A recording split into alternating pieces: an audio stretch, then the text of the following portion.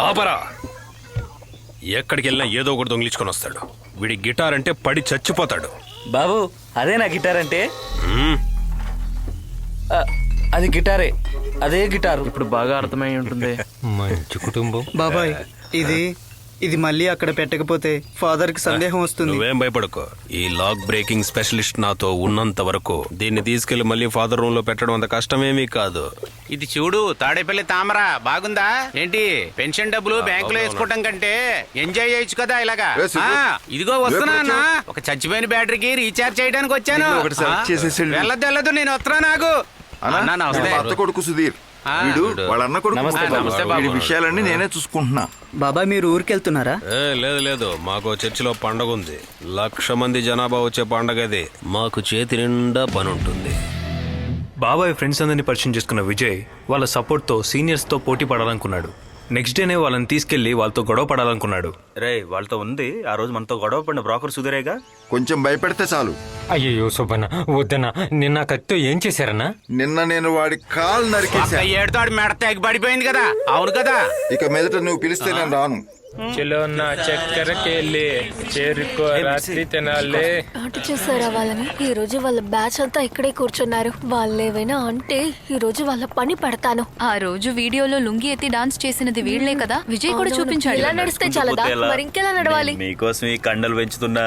నీకు మజిల్స్ ఉంటే ఏం ప్రయోజనం? నీ వెనకాల హాస్యంగా పుండులున్నాయిగా. అది నువ్వెప్పుడు చూసావు? నువ్వు తెగ మంచోడ్లా మాట్లాడుకో. ఎప్పుడు చూసినా చిన్న పిల్లాడిలా పసుపు డ్రైర్ వేసుకుని కాస్త అది మార్చొచ్చు కదా. రావే పదవే, వీళ్ళతో మాట్లాడటం మనదే బుద్ధి తక్కువ. వీళ్ళకెలా తెలుసురా? మీరు చేసిన అద్భుతాలన్నీ మాకు దొరికాయి. అతి త్వరలోనే ఆ క్లిప్స్ అన్ని బయటికి వస్తాయి. అర్థమైందా? అందరూ ఇరుక్కున్నావురా. అది సరే, అసలు మనం వీళ్ళకెలా దొరికాం? మనం విలాసిని ఇంటికి వెళ్ళినప్పుడు తీసారా? ఆ రోజు బ్రోకర్ సుధీర్తో విజయ్ ఉన్నప్పుడే నాకు సందేహం వచ్చింది. కొద్ది రోజులుగా నేను వెయిట్ చేస్తూనే ఉన్నా. ఇలా చూడండి, మనం అనుకున్నట్టే ఫస్ట్ బాంబ్ పే చేసాం. దాంతో దిమ్మ తిరిగి అక్కడ కూర్చున్నారు. అలాగా, అయితే మిగతా విషయాలు నేను చూసుకుంటా. అలాగే. అరే మాకు ఇక్కడ పిచ్చి పట్టినట్టుంటే మీకు అక్కడ పాటలు కావాలా? ముందెళ్ళి మార్చమని చెప్పు. భయపడక నువ్వే కదా చెప్పు. ఇప్పుడు మనం పోయి ఆ బండడు కాళ్ళ మీద పడాలి. అది తీసి ఇది పెట్టు.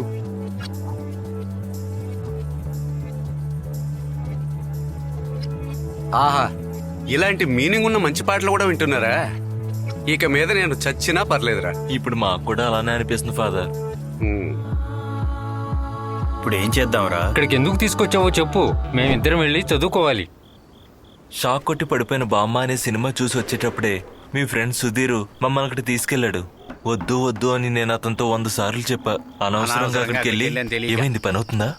మీరు అడిగిన ఈ సెటప్ కి ఈ డబ్బులు చాలా. మరి ఏదో అనుకోకుండా అందరూ చేసినట్టే షర్ట్ బటన్స్ వేసుకుని నేను బయటకొచ్చా. సిగ్గుపడి దాని గురించి ఎవరు అడగలేదు, నేను చెప్పలేదు. వాళ్ళెవరూ షర్ట్లో ఉండే ఒక్క బటన్ కూడా అది ఉండే రూమ్ లో విప్పనే లేదు.